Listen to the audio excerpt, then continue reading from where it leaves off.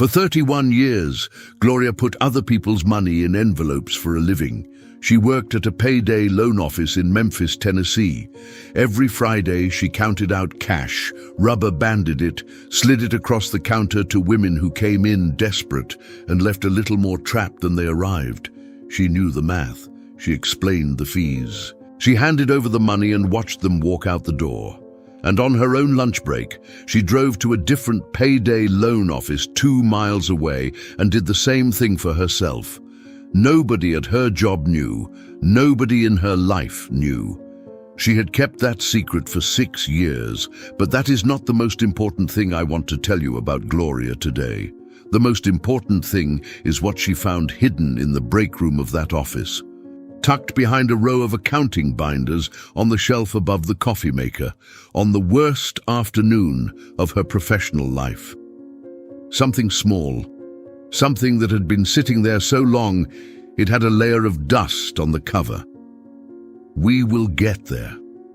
But first, you need to understand who Gloria was and why a woman who counted money for a living had none of her own.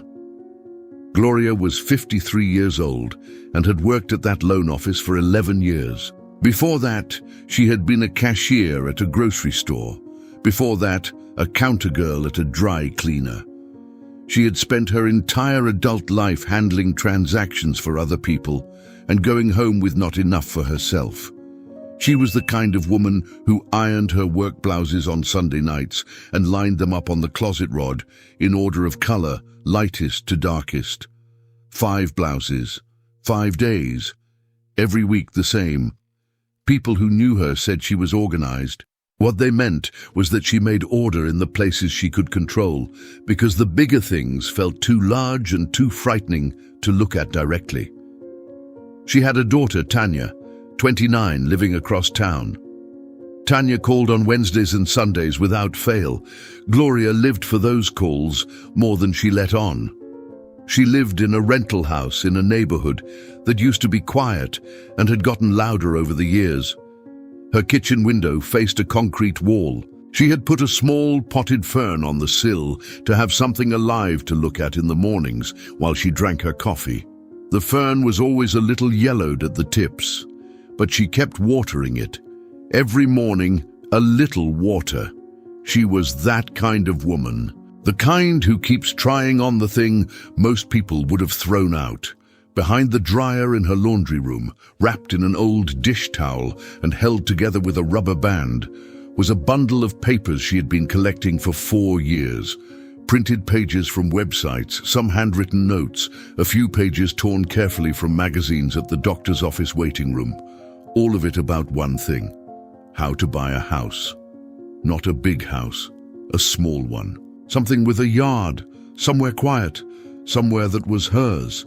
She had never told Tanya about the bundle. She had never told anyone. It felt too fragile to say out loud, like saying it before it was ready would break something that had not yet been built. The crisis had been building for years before it arrived. Gloria earned $22 an hour at the loan office. On paper, that was a reasonable wage. In practice, it disappeared with a speed that frightened her every single month. Rent was $1,140. Her car payment was $283. Utilities, phone, insurance, groceries. By the time those were gone, she had perhaps $160 left for the remainder of the month. And then there were the loans. The first one had been for an emergency, her car breaking down 7 years ago.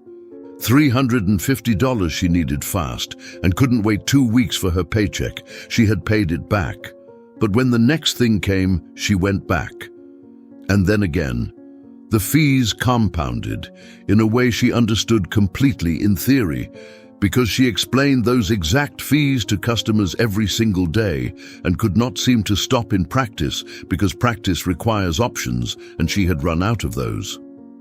By the spring of that year, she owed 2 different payday loan offices a combined total of $1,840, rolling over every 2 weeks, generating fees of $236 per cycle. She was paying $236 every 2 weeks to stay in the same place, running on a wheel, going nowhere. The collapse happened on a Thursday afternoon. A woman came into the office. Gloria recognized her. She had been a customer 18 months earlier, then stopped coming in. She looked different now, calmer, more settled in herself somehow. The woman was there to close an old account, not to borrow. She smiled at Gloria across the counter and said without any drama, "I finally got out from under it. I didn't think I would, but I did." Gloria smiled back. She processed the paperwork, and then she went into the break room, sat down at the small table, and something broke open inside her very quietly. She put her face in her hands, and she did not cry exactly, but she breathed in a way that was very close to it, in the way a woman breathes when she is doing everything she can not to fall apart in a room where people might walk in. She sat up. She looked at the shelf, the accounting binders, the coffee maker, and the thing on the shelf above it, a small book, thin burgundy cover, dust on the top edge. She reached up and took it down. The book did not belong to anyone who still worked there. It must have been left by someone years earlier. The cover said nothing remarkable. Inside the front page, in faded blue ink, a name, Miss Cora Wells. And beneath the name, a phone number with an area code Gloria recognized as local. She does not know to this day why she did what she did next. She is not a woman who calls strangers, but something in the handwriting, neat and careful and unhurried, made her feel like Miss Cora Wells was a woman worth knowing. She called from the parking lot after her shift. Miss Cora answered on the third ring. She was 81 years old, retired, and had been a bookkeeper for 40 years. She remembered the book immediately, said she'd left it there by accident decades ago and forgotten it entirely. She laughed about it. A warm laugh, low and unbothered, the laugh of a woman who has long since made peace with most things. They talked for 20 minutes in that parking lot. Gloria told her more than she intended to. Miss Cora listened the way very old women listen, without filling the silences, without rushing to fix, without flinching at anything. When Gloria finished, Miss Cora was quiet for a moment. Then she said, "Baby, the rule is simple. 10 for giving, 20 for keeping, 70 for living. You follow that rule before the money touches anything else, and everything else starts to organize itself." Gloria said she had never heard of it. Miss Cora said, "Of course not. They don't teach it where we come from, but it works where we come from more than anywhere else." Then she said the thing that stayed. She said, "You cannot save what you never see, so see it first, then move it." And she said goodnight. And that was the whole conversation. Gloria sat in the parking lot until it was nearly dark. She drove home that night with Miss Cora's words moving around in her head, like something that had been placed there to stay. You cannot save what you never see. So see it first, then move it. She had been working at a payday loan office for 11 years. She knew money. She knew numbers. She had never once sat down and truly looked at her own. That night was when she started. The first thing she understood was the violence of invisibility, not the dramatic kind, the quiet kind, the kind that happens when you never look directly at your own financial life. When every month you pay what screams the loudest and call the rest good enough. When you never sit down with a piece of paper and write every number in the same place at the same time and look at the whole picture. Gloria had been managing her money by feel, by habit, by dread. The way you navigate a dark room by memory and bump into the same corners every single time because you never turned on the light. The 10-20-70 rule was not magic. It was a light switch. It forced her to see the shape of the room before she started moving through it. The second thing she understood was why the rule begins with giving. She had always thought of giving as something you did with what was left over, if anything was left over, which it rarely was. Miss Cora's framework put giving first, not out of religiosity, though Gloria was a woman of faith, and felt something settle in her spirit when she understood this part.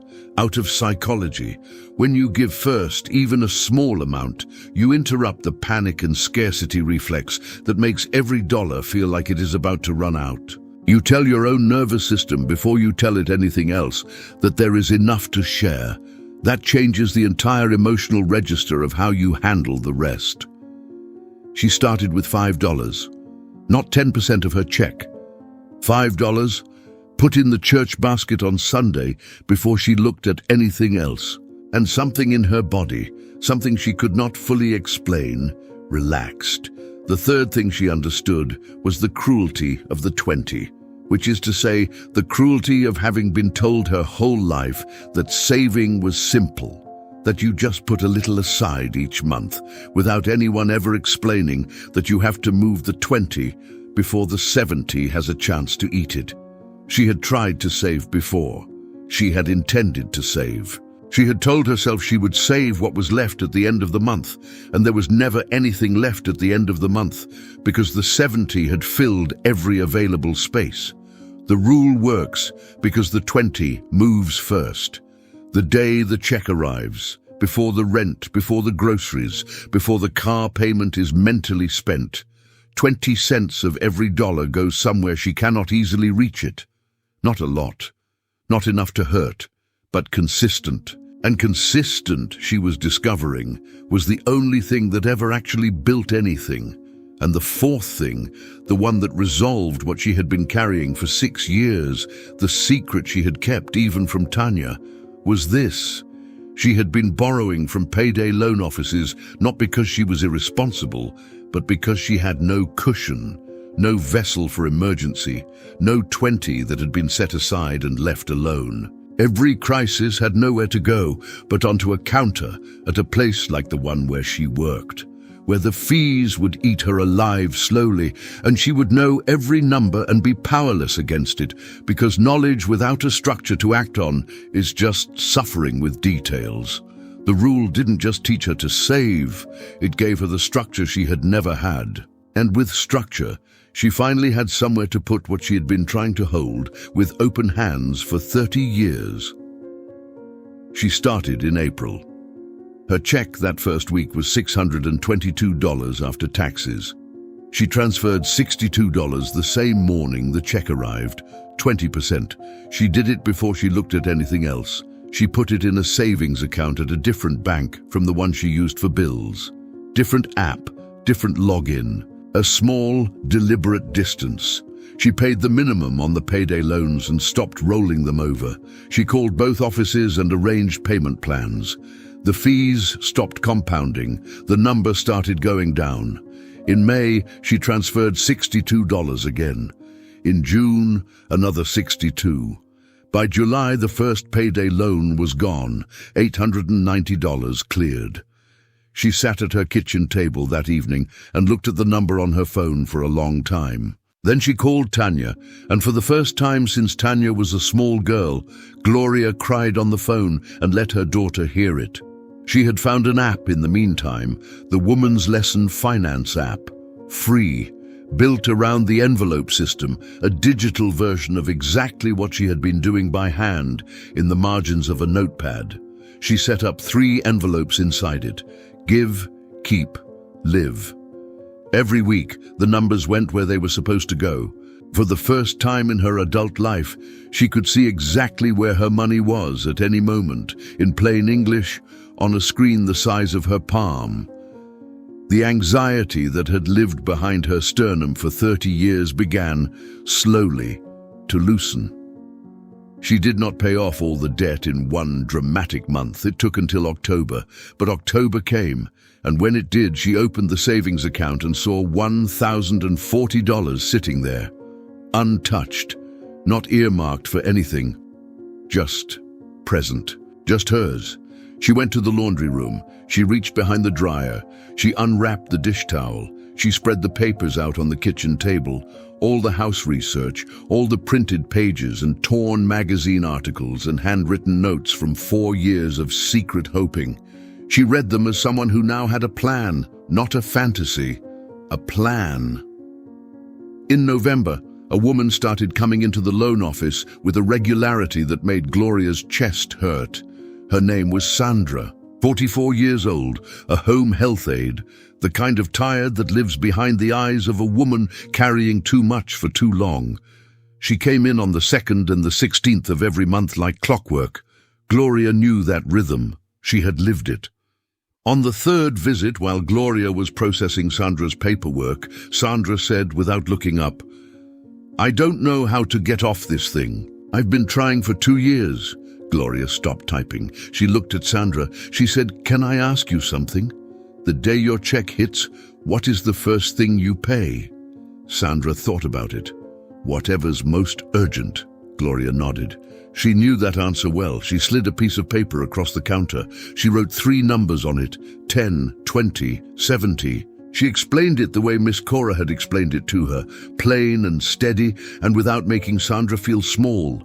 Sandra looked at the paper. She said, "I can't save 20%. I don't have it." Gloria said what she needed to hear. She said, "You cannot save what you never see.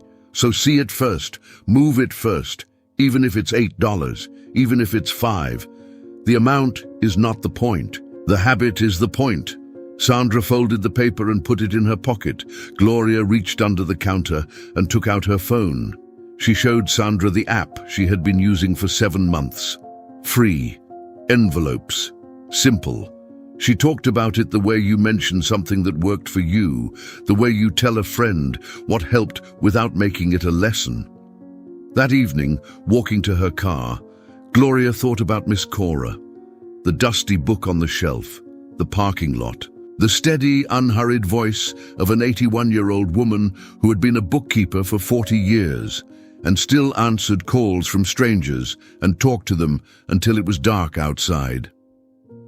She thought about how long that information had been sitting on a shelf in her own break room, right there, above the coffee maker, for years. And she thought, somebody has to be the one who reaches up and hands it down. She had been that person for Sandra today, and she would be again. And somewhere in that thought was the smallest, most solid piece she had felt in 31 years of handling other people's money. She got in her car. On the passenger seat was the bundle of papers from behind the dryer. She had started carrying it with her, not because she was ready to buy a house yet, but because she was done keeping her dream hidden like something that should be ashamed of itself. If you have ever felt like you understand money and still can't seem to hold any of it, I want you to sit with what Gloria discovered. It was not about intelligence. It was not about income. It was about a structure she had never been given, a rule that existed, that worked, that nobody in her world had ever thought to hand her. 10 for giving, 20 for keeping, 70 for living. In that order, before anything else, not because it is magic, because it makes the invisible visible, and you cannot change what you cannot see. Come into the comments right now and type day 1 and tell me one thing you are going to do today just for you. Just one thing. I want to read it. I read every single one, and if you have a girlfriend, a sister, a co-worker who is running herself into the ground and still coming up short every month, send her this video. She needs to know this rule exists. She needs to know it is not her fault that nobody ever taught her. One small thing just between us. The link for the Woman's Lesson Finance app is in the pinned comment right below this video. Tap it. It is free. And it is the exact kind of tool that helps you put this rule into practice without it feeling complicated. And if you are not yet subscribed to this channel, I would love to have you here. Hit that subscribe button and ring the bell so you get every new story the moment it arrives. We sit here together every week, women who are real, who are working, who are tired and still trying, and we talk about what actually helps. Not theory. Not pretending, the real thing. Thank you for watching all the way through. Thank you for trusting this space with your time. That means more than you know. I will see you in the next one.